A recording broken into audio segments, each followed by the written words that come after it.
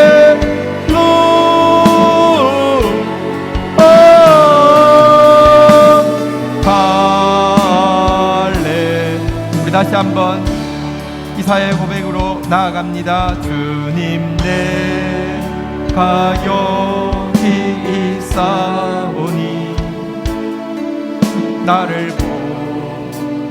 하나님, 한국교회 가운데로 다시 한번 나의 몸 주께 드리오니 주 받으옵소서.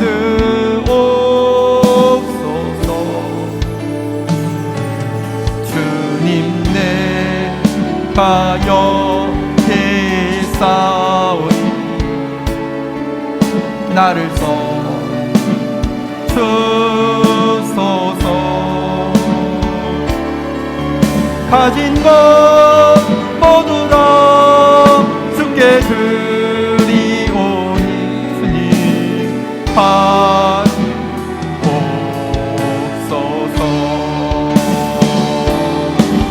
할렐루야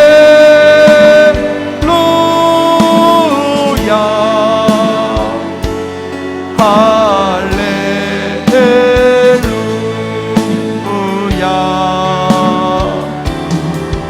할렐루야.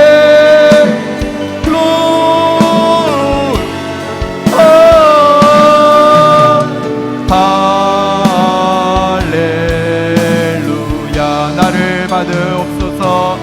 나를 받으옵소서.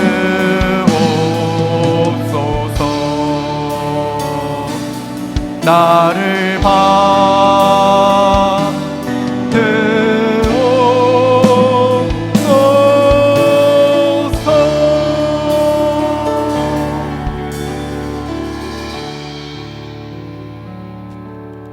잠시 우리 하나님 앞에서 말씀에 개인적으로 반응하는 마음 가지고 설교 노트 작성하는 시간을 가지겠습니다. 자리에 앉으시겠습니다. 오늘 본문 설교 제목 쓰시고요. 오늘 우리 또 살펴본 성경 구절들 기록해 놓으시고 또 한번 다시 꼭 돌아보시기를 바랍니다. 오늘 주된 내용이 무엇이었습니까? 말씀을 향한 온전함, 세상을 대한 구별됨, 이 거룩한 씨. 오늘 나에게 주시는 말씀은 또 무엇이 있었습니까? 그리고 또 우리 지체들과 함께 나누고 함께 싸우고 함께 이사야 같은 거룩한 씨 되기 위하여서, 거룩한 거루터기 되기 위하여서, 아니 거룩한 씨를 남기고 거룩한 거루터기를 남기기 위하여서 우리가 할 수 있는 일은 무엇이겠습니까? 같이 한번 기록하고 또 잡는 시간 가지겠습니다.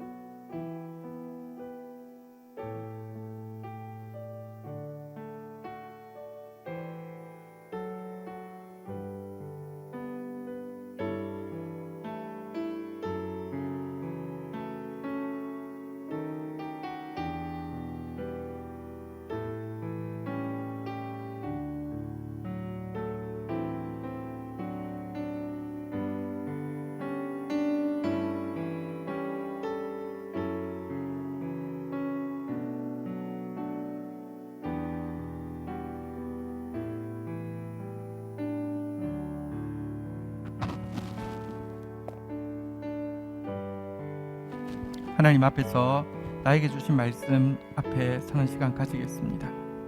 하나님 은혜 가운데 걸어가신 하나님 앞에 1대1로 서는 시간 되기를 바라고요. 하나님의 소명 앞에서 거룩한 씨를 위해서 나를 보내소서 헌신하는 시간 되기를 축복합니다. 우리 잠시 주님 앞에 기도하는 시간 가지겠습니다. 주님 감사합니다. 오늘 주의 사랑하는 백성들 하나님 앞에 서 있습니다. 하나님 사야가 이미 없는 다시 거룩하신 하나님 앞에 서서 주의 소명을 받으시고 하나님, 저희들이 하나님의 거룩하신 앞에 서서 하나님 아버지 이렇게 불결해서 어려워진 아버지 시대 가운데 다시 한번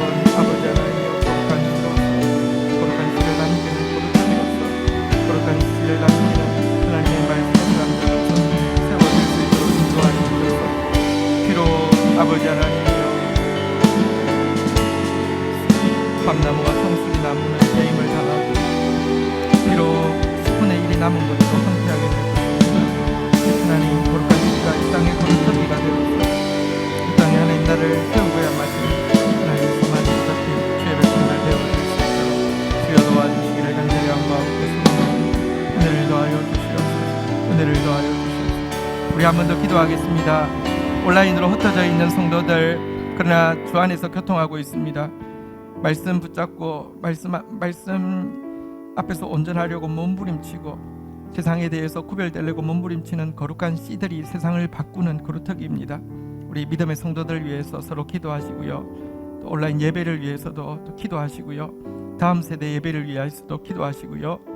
우리 자녀들이 온라인으로 예배드릴 때 하나님 은혜 베풀어 달라고 기도하시고요. 또 특별히 병약한 우리 지체들 위하여서 같이 서로 마음 다해서 기도하는 시간 가지도록 하겠습니다. 한번 기도하도록 하겠습니다. 주여 하나님 감사합니다. 우리 공동체 가운데 거룩한 씨들이 남게 해주셔서 감사합니다. 말씀 붙잡는 거룩한 씨가 있습니다. 말씀 놓지 못하는 거룩한 씨가 있습니다. 하나님 우리의 아버지 하나님이여 모임의 은혜를 더하여 주시고 우리의 예배의 은혜를 더하여 주옵소서. 우리 자녀들의 아버지 하나님 예배에 주님 은혜를 더하여 주시기를 원합니다. 지체들 가운데 특별히 아버지 병약한 지체들이 있습니다. 은혜를 더하여 주시옵소서. 하나님의 구원과 회복이 있도록 역사하여 주시기를 간절히 간구하고 소원합니다. 은혜를 더하여 주옵소서. 은혜를 더하여 주옵소서. 아버지 은혜를 더하여 주옵소서. 은혜를 더하여 주옵소서. 기성형제 가운데 하나님의 회복과 치유가 있게 하여 주옵소서. 현성이 가운데 하나님의 은혜와 치유가 있도록 주여 역사하여 주시옵소서. 김선희 성도 가운데 하나님 긍휼을 베풀어 주옵소서. 하나님 감당할 수 있도록 하나님 붙들어 주옵소서. 강동은 형제 가운데 주님 찾아가 주시고 하나님 그 영혼의 목자 되신 주님이 만나 주시고 아버지 혼미한 가운데서도 주님 붙잡고 아버지 하나님의 생명의 길을 갈 수 있도록 주님 역사해 주시기를 원합니다. 온 공동체를 붙들어 주셔서 생명의 아버지 하나님의 거룩한 씨가 되어질 수 있도록 주여 역사하여 주시기를 간절히 간구하고 소원합니다. 은혜를 더하여 주옵소서. 은혜를 더하여 주옵소서. 주님 하나님 이제 열정 대신 무관심이 이제 확신 대신 의심이 이제 번영 대신 세약이 본격화되어지는 두려운 시대를 시작하는 시점에 저희들이 서 있습니다. 이것이 우리가 거룩하지 않아서임을 또 오늘 분명히 깨닫습니다. 그러나 그럼에도 불구하고 내가 누구를 보내면 누가 우리를 위하여 갈고 지금도 사람을 찾고 계시는 주님 그리고 그들을 통하여서 거룩한 씨를 남기시사 밤나무와 상수리나무가 배임을 당하여도 그 거룩한 씨가 이 땅의 그루터기가 되어서 결국은 하나님 나라를 이루시고야 마실 주님 주여 저희들이 그 거룩한 씨가 되기를 원합니다. 저희들이 그 거룩한 씨를 세우기를 원합니다. 거룩한 씨를 위하여 나를 보내 주옵소서. 고백하고 나아가는 주의 백성들 또 주의 공동체를 키워가시사 주님 그 일에 수정될 수 있도록 은혜를 더하여 주옵소서. 그 약속의 기적을 경험할 수 있도록 긍휼을 베풀어 주옵소서. 예수 그리스도의 이름으로 기도 올립니다. 아멘.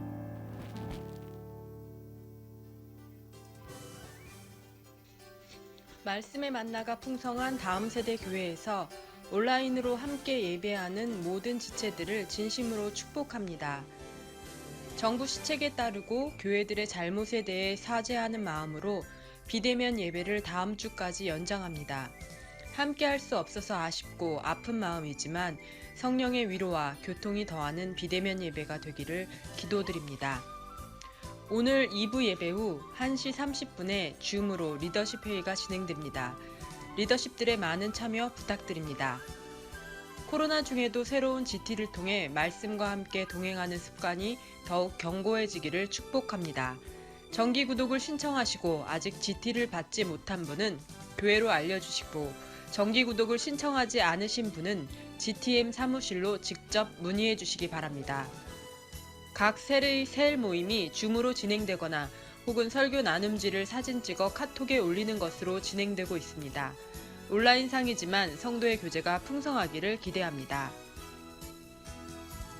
봉헌하겠습니다.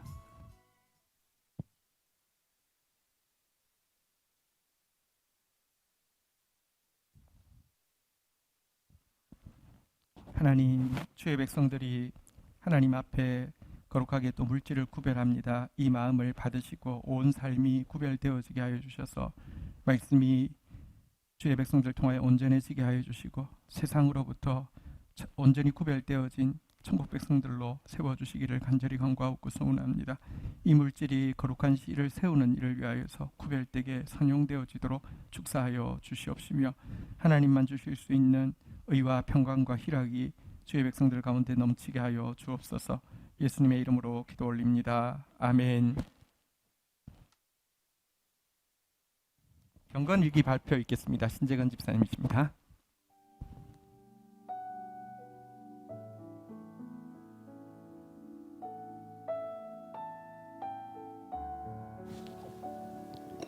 경건일기 요한계시록 14장 12절 말씀. 성도들의 인내가 여기 있나니 그들은 하나님의 계명과 예수에 대한 믿음을 지키는 자니라. 이번 주 GT는 요한계시록을 계속하고 있다. 요한계시록 하면 종말론, 짐승, 용, 또 짐승의 수 666 같은 것들이 먼저 떠오른다. 어릴 때 읽었던 무서운 수술 오멘도 연상된다. 하지만 이번 주 GT 말씀을 통해 받은 것들은 그러한 무서운 말세의 공포보다는 하나님의 인침을 받은 성도들에게 주어지는 축복과 영원한 복음의 약속이 더 크게 다가왔다. 고난을 위해 인내하는 것은 성도의 축복이라는 말씀을 나에게 대입해 봤다. 만약 내게 큰 환난이 닥치고 박해를 받는다면 인내와 믿음으로 이겨낼 수 있을까 하는 질문을 한다면 솔직히 자신이 없다. 살면서 그동안 크고 작은 어려움들이 있었는데 지나고 나서 돌이켜보면 하나님의 은혜가 아니었던 것이 없음을 고백하면서도 그 당시에는 그런 생각을 해본 적이 없었던 것 같다. 목사님이 말씀하셨듯이 요즘 전 세계는 큰 환난의 징조들이 보이고 있고 이런 때 요한계시록 말씀을 주신 것은 우연이 아닐 것이다. 코로나 한 가지만 봐도 너무나 많은 사건과 변화를 만들고 있다. 처음에는 신천지가 큰 사회적 무리를 일으키더니 이제는 교회다. 사실은 교회라고 불리는 거짓 선지자일 것이다. 뭔가 지금 시기에 알곡과 죽전이 양과 염소를 구별시키시는 것 같다. 그 둘의 경계는 너무 모호해서 내가 말씀으로 껴있지 않으면 구별하지 못할 것 같다. 또 지금은 기도할 때라고 말씀하신다. 지금까지는 나와 가족을 위해 했던 그런 기도에서 하나님의 뜻이 이 땅에서 속히 이루어지고 죄악이 멸하게 해달라는 기도를 하라고 하신다. 영적 전쟁에서 이겨야 한다. 세상을 사랑하려고 하는 내 안의 죄악의 습관을 내 힘으로 없애진 못하지만 예수님의 보혈을 의지해서 승리하도록 간구해야겠다.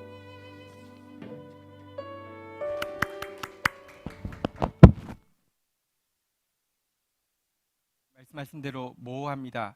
그렇지만 말씀 붙잡고 겸손하게 나가면 절대 길 잃지 않고요. 그 작은 몸부림들이 모여져서 하나님의 때가 되면 아무 일도 안 일어날 것 같지만 세상을 변화시킨 것처럼 마지막 때는 정말 거룩한 씨가 완전히 한 번 또 변화시키는 정도가 아니라 하나님 나라가 이르게 할 것입니다. 우리 함께 서로 기대하고 또 이 일을 위하여서 거룩한 씨를 위에 나를 보내소서 이 고백으로 함께 나가는 공동체 되기를 축복합니다. 광고 내용 중에서 지금 현재까지로는 정부에서는 9월 12일 오는 토요일까지 연장을 사회적 거리두기를 연장했습니다. 혹시 잠잠해지면 13일은 예배가 가능할 수 있는데 교회에서는 일단 이게 시발이 교회들로부터 시작된 것이기 때문에 13일은 혹시 종료가 된다 하더라도 이번 주일은 예배를 드리지 않습니다. 그래서 더 사죄하는 마음으로 더 간절한 마음으로 예배해 주시고요.